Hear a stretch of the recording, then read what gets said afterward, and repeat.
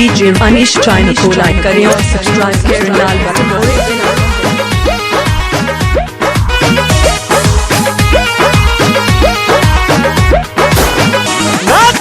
Short के selfie लेवेलू फटाफट हो, पहनेलू टाइट फिटिंग टूटी शर्ट हो।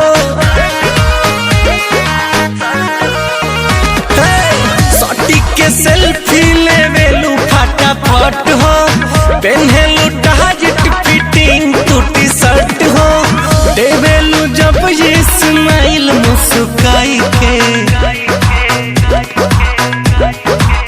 मारेलू आँख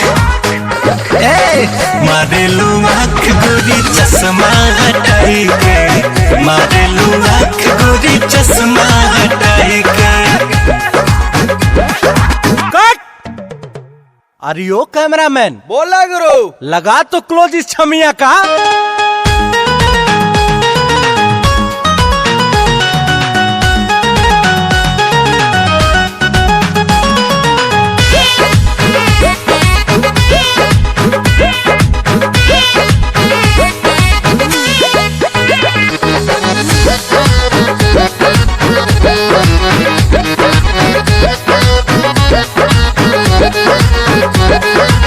बाटे गजब के मुस्कान हो, लागे कि ले ली जान हो।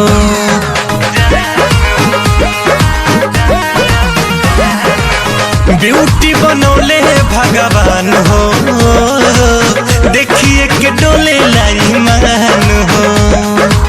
चले लो जब तू कमर लचकाई के, मारेलू आँख